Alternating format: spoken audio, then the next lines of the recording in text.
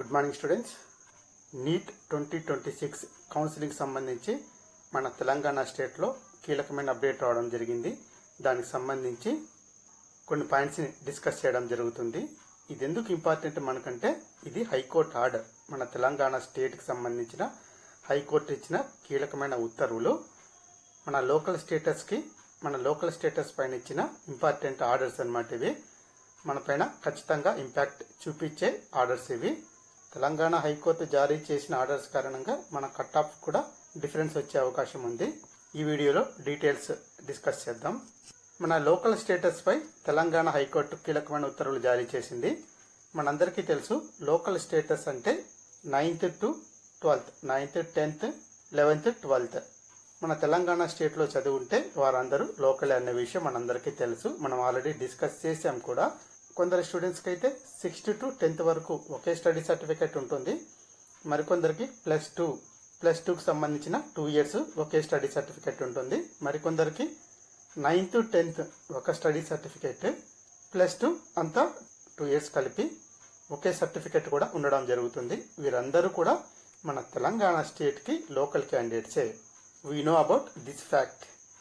Telangana high court తీర్పుతో మన MBBS BDS NEET 2026 counselling పై పేపర్లో ఇంపార్టెంట్ ఇన్ఫర్మేషన్ పబ్లిష్ చేశారు. మీరు ఇక్కడ చూస్తున్నది అదే అన్నమాట. ఇది ఎందుకు ఇంపార్టెంట్ అంటే ఇది మన కట్ ఆఫ్ పైన, మన కౌన్సిలింగ్ పైన ప్రభావం చూపిస్తుంది.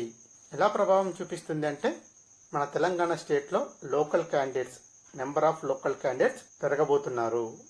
డీటెయిల్స్లోకి మనం వెళ్తే లోకల్ క్యాండిడేట్స్ పై మన తెలంగాణ హైకోర్టు కీలకమైన ఆర్డర్స్ను జారీ చేసింది. కేంద్ర ప్రభుత్వ ఉద్యోగులకు సంబంధించి తెలంగాణ స్టేట్ వెలుపల వారు స్టడీ చేసినప్పటికీ వారి పిల్లలు తెలంగాణ లోకల్గానే పరిగణించబడతారని చెబుతూ కీలకమైన ఆర్డర్స్ జారీ చేయడం జరిగింది.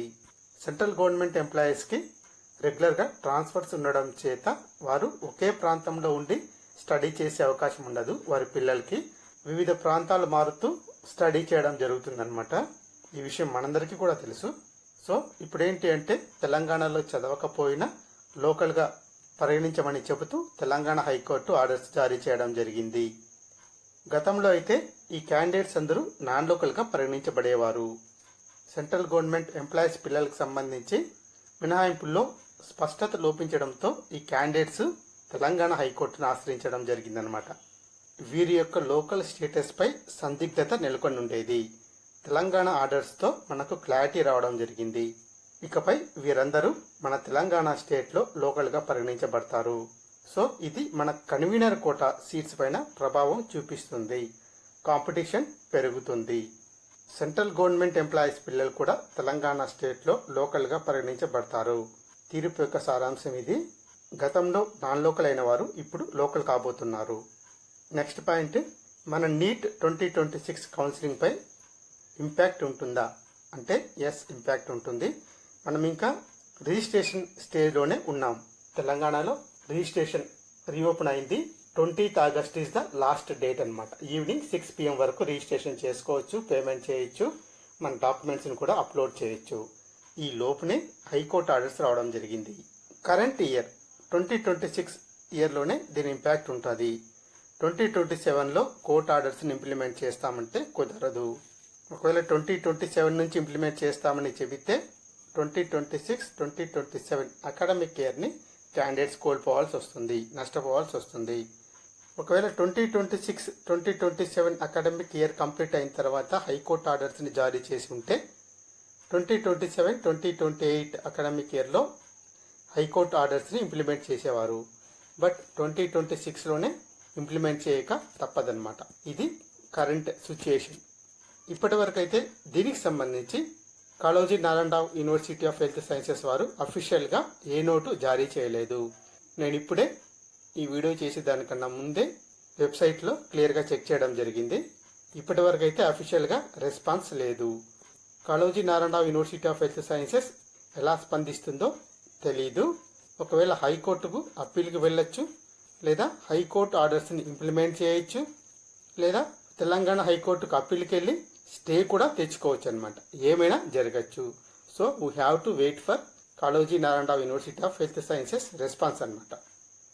ఇవన్నీ స్టేట్ గవర్నమెంట్ కానీ Kaloji Narayana Rao university of health sciences కానీ వాళ్ళు చూసుకుంటారు. మన వరకు ఏంటి ఇంపాక్ట్ అంటే నీట్ 2026 కౌన్సిలింగ్లో పార్టిసిపేట్ చేసే క్యాండిడేట్స్ పైన ఎంత ఇంపాక్ట్ ఉంటుంది అంటే జనరల్గా మనందరికీ తెలుసు సెంట్రల్ గవర్నమెంట్ ఎంప్లాయీస్ పిల్లలు వివిధ రకాల కారణాల వల్ల ట్రాన్స్ఫర్స్ జరుగుతూ ఉంటాయి. వారి పిల్లలు వివిధ ప్రాంతాల్లో స్టడీ చేస్తూ ఉంటారనమాట. వారి యొక్క ఎడ్యుకేషన్ కూడా మన తెలంగాణ స్టేట్ గవర్నమెంట్ స్కూల్స్ కానీ కాలేజెస్ కన్నా స్టాండర్డ్ ఎక్కువగా ఉంటుంది. మన కార్పొరేట్ కాలేజెస్లో ఉన్న ప్రిపరేషన్ కన్నా క్వాలిటీ ఆఫ్ ఎడ్యుకేషన్ పిల్లల్లో ఎక్కువగా ఉంటుంది. బెటర్ ఎడ్యుకేషనే ఉంటుంది. ఇది మనందరికీ తెలిసిన ఓపెన్ సీక్రెట్. నీట్ ఎగ్జామినేషన్ లో ఖచ్చితంగా పోటీకి రావడం జరుగుతుంది. There is no doubt. అయితే ఎంతమంది మనకు కాంపిటీషన్ వస్తారనేదే మనకు ఇంపార్టెంట్. కనీసం 10 మంది వచ్చినా, 50 మంది క్యాండిడేట్స్ వచ్చినా, 100 మంది క్యాండిడేట్స్ వచ్చినా, 500 మంది క్యాండిడేట్స్ వచ్చినా ఇంపాక్ట్ అయితే ఖచ్చితంగా ఉంటుంది. వీరు ఓపెన్లో వస్తారా, బీసీ, ఎస్సీ, ఎస్టీ కేటగిరీస్లో వస్తారా అనేదే మనం ఇక్కడ అర్థం చేసుకోవాల్సిన విషయం. మరీ ముఖ్యంగా బార్డర్లో ఉన్న క్యాండిడేట్స్ పైన మోర్ ఇంపాక్ట్ ఉంటుంది. మోస్ట్ ఇంపార్టెంట్ పాయింట్ ఏంటి అంటే మన ర్యాంక్ కన్నా ఓపెన్లో అయితే ఓపెన్, బీసీ కేటగిరీలో అయితే BCA, BCB, BCC, BCD and BCE, ఎస్సీలో SC1, SC2, SC3 sub groups and ST category, minority కేటగిరీలో ఎంతమంది మన ర్యాంక్ కన్నా ముందు ఈ క్యాండిడేట్స్ వచ్చి కూర్చుంటారో అనేది ఇంపార్టెంట్. ఈ సెంట్రల్ గవర్నమెంట్ ఎంప్లాయీస్ పిల్లల ర్యాంక్ ఎంతమంది మనకన్నా ముందు ఉన్నారనేది మనకి ఇంపార్టెంట్. ఫర్ ఎగ్జాంపుల్ ఓపెన్ లో తీసుకుంటే 100 మంది వచ్చారనుకోండి, సెంట్రల్ గవర్నమెంట్ ఎంప్లాయీస్ పిల్లలు, బార్డర్ లో ఉండే 100 మంది క్యాండిడేట్స్ సీట్స్ గల్లంత అవుతాయి అనమాట. అదే బీసీఏ కానీ, బీసీబీ, బీసీసీ, బీసీడీ, బీసీఈ లేదా ఎస్సీ, ఎస్టీ కేటగిరీస్లో ఏ కేటగిరీలో అయినా సరే 5 to 10 మంది క్యాండిడేట్స్ వచ్చారనుకోండి, బార్డర్లో ఉండే 5 to 10 మంది క్యాండిడేట్స్ సీట్స్ ఎఫెక్ట్ అవుతాయి. అదే మనకన్నా వీరి యొక్క ర్యాంక్ వెనకుంది అనుకోండి, మన పైన ఏ ఇంపాక్ట్ ఉండదు. మనకన్నా ఎంతమంది ర్యాంక్స్ ముందున్నారనేదే ఇబ్బంది కలిగించే విషయం. మనకన్నా ముందు ఎంతమంది ఉన్నారనే విషయం పైన క్లారిటీ రావాలంటే Kaloji Narayana Rao university of health sciences వారు మెరిట్ లిస్ట్ని పబ్లిష్ చేయాలి. మెరిట్ లిస్ట్ వచ్చిన తర్వాతనే మనకు క్లారిటీ రావడం జరుగుతుంది. ఈ విషయాన్ని ఎవరు ఊహించలేరు అనమాట, ఎవరు ఎక్స్పెక్ట్ కూడా చేయలేరు ఇంతమంది క్యాండిడేట్స్ మనకన్నా ముందుంటారని. సో ఎవరేం చెప్పినా మీరు నమ్మాల్సిన అవసరం లేదు. మీకన్నా ముందుండొచ్చు లేదా మీ తర్వాత ర్యాంకింగ్ లో అయినా వీరు ఉండొచ్చు. So we have to wait for merit list only. ఇప్పుడే మనం దీని ఇంపాక్ట్ ను అంచనా వేయలేం, బట్ ఇంపాక్ట్ అయితే ఖచ్చితంగా ఉంటుంది. అండ్ మన కట్ ఆఫ్ పైన కూడా ఈ ఇంపాక్ట్ ఉంటుంది. మరి సేమ్ మార్క్స్ వస్తే ఎలా? ఇక్కడ ఒక విషయం గుర్తుపెట్టుకోండి, సేమ్ మార్క్స్ వస్తాయి కానీ సేమ్ ర్యాంక్ రాదు. ఈక్వల్ మార్క్స్ ఉంటాయి కానీ ఈక్వల్ ర్యాంక్ ఉండదు. ఈక్వల్ మార్క్స్ వచ్చినా మన ర్యాంకే ముందుంటే మన పైన ఇంపాక్ట్ ఉండదు. మన ర్యాంక్ కన్నా ముందు ఉన్నారనుకోండి, అప్పుడు మాత్రమే మనం ఎఫెక్ట్ కావడం జరుగుతుంది. సో అటువంటి పరిస్థితుల్లో ఈక్వల్ మార్క్స్ వచ్చినా సీట్ చేజారిపోయే అవకాశం ఉంటుంది. పూర్తి క్లారిటీ రావాలి అంటే Kaloji Narayana Rao university of health sciences మన మెరిట్ లిస్ట్ ని పబ్లిష్ చేసినప్పుడు మాత్రమే పూర్తి క్లారిటీ రావడం జరుగుతుంది. అంతవరకు మనం కాస్త టెన్షన్ తో ఉండక తప్పదు. And one more important point ఏంటంటే మన తెలంగాణ స్టేట్ లో కేటగిరీ బి, కేటగిరీ సి కేటగిరీకి సంబంధించిన నోటిఫికేషన్ జారీ కావడం జరిగింది. మీరు కూడా రిజిస్ట్రేషన్ చేసుకోండి. ఎందుకైనా బెటర్. 6 lakhs లోపు ర్యాంక్ ఉన్నవారు రిజిస్ట్రేషన్ చేసుకోండి. తర్వాత పరిస్థితి ఎలా ఉంటుందో మనం ఇప్పుడే ఊహించలేం కాబట్టి మీ వరకు మీరు ముందుగా రిజిస్ట్రేషన్ చేసి పెట్టుకోండి. తర్వాత పరిస్థితిని బట్టి మనం కాలేజీలో జాయిన్ కావాలా వద్దా అనే విషయం పైన ఒక నిర్ణయం తీసుకోవచ్చు. ముందైతే రిజిస్ట్రేషన్ చేసుకోండి. రిజిస్ట్రేషన్ చేసుకోకపోతే కనీసం కౌన్సిలింగ్ కి హాజరు కావడానికి కూడా ఎలిజిబిలిటీ ఉండదు. సీట్ వస్తుందా రాదా అన్నది నెక్స్ట్ పాయింట్.